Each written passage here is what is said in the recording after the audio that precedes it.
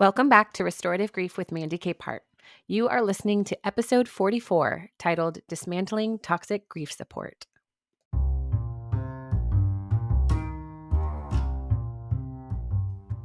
This is a little bit of a different episode because we might be a bit unfamiliar with the idea of toxic support, correct? We know the phrase toxic positivity, but it shifts a little bit when it applies specifically to grief. And so this week, we're going to talk about 5 ways that toxic grief support can show up in our role as a grief supporter and how we can disarm the toxicity and retrain ourselves and others to do no harm.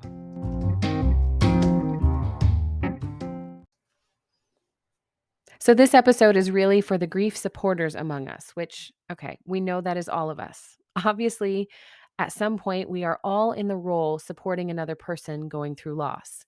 If you're a griever right now, it's okay to skip this episode. Just bookmark it. Come back the next time you're in a supporting role.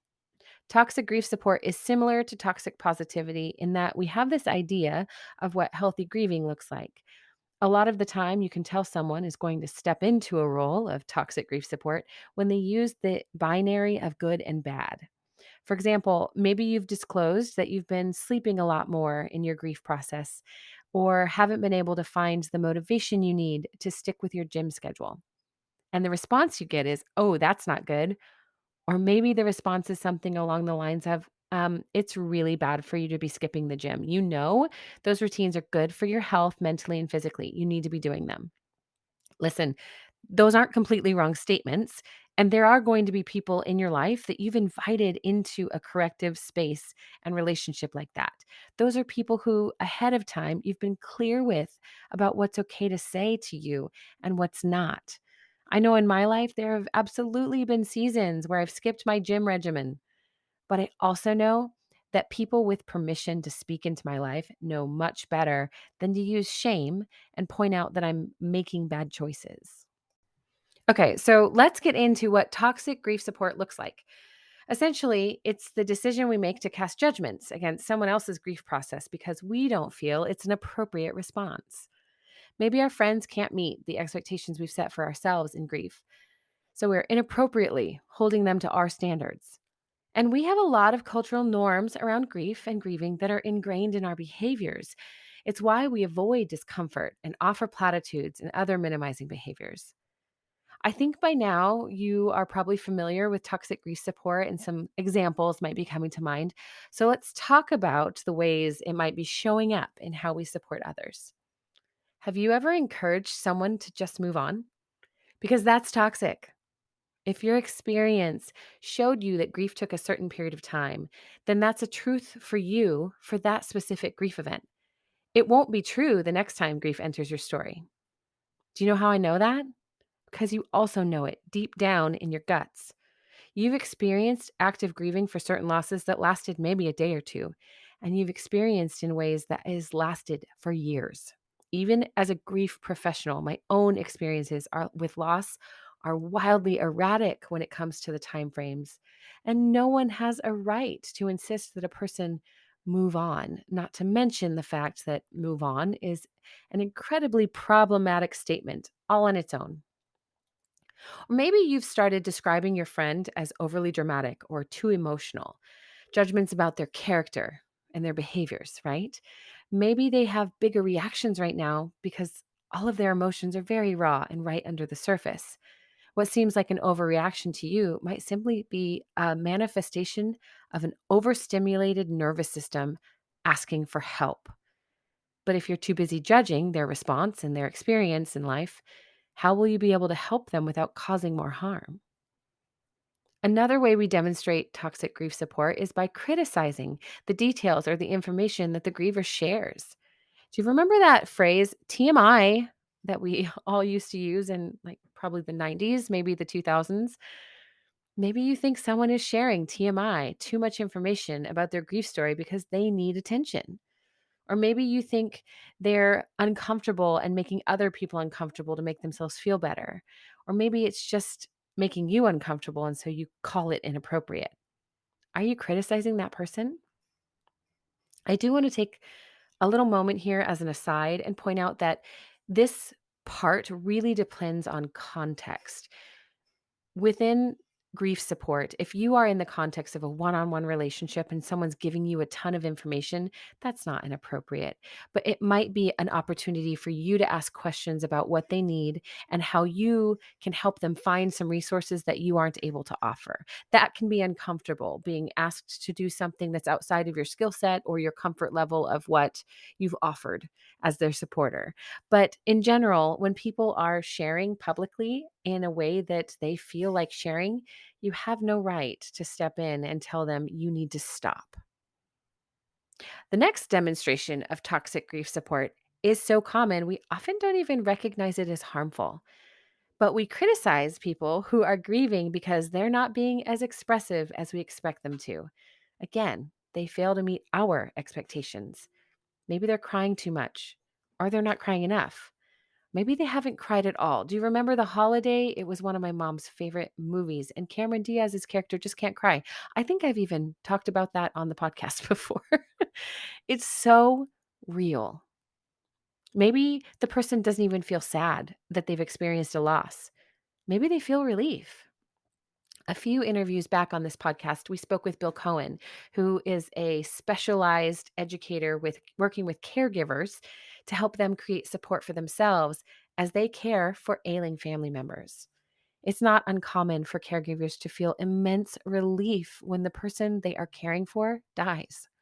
The buildup of anticipatory grief, the exhaustion through their illness, the unending demand on their time and emotional and physical resources all coalesce to exhaust caregivers to the point that they've done all they can do to grieve before the death even comes.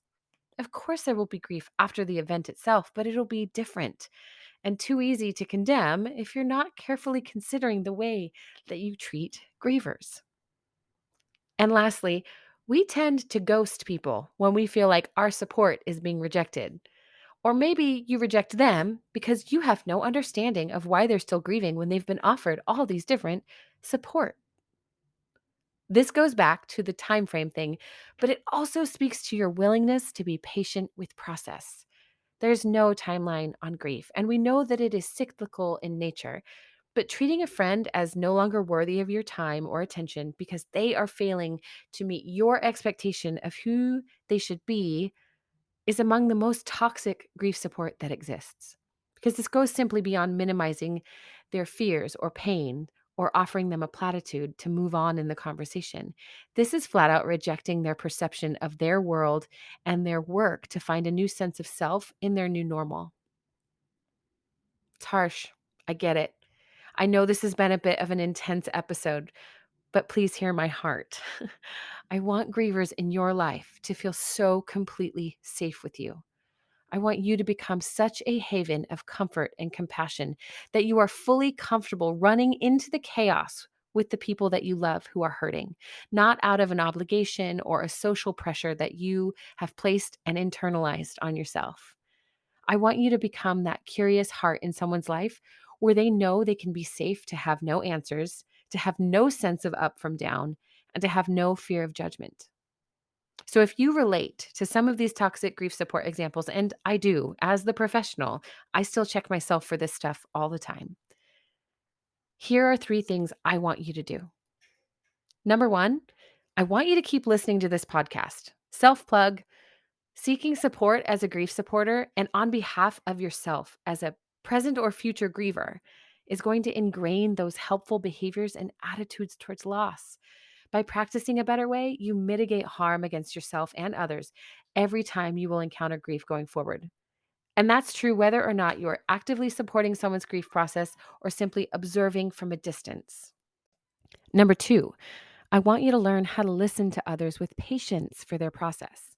I am inherently an impatient person. I love progress and I love growth and I struggle with stillness, but I have no right to hear another person's grief story or criticize and condemn their conclusions or their experience.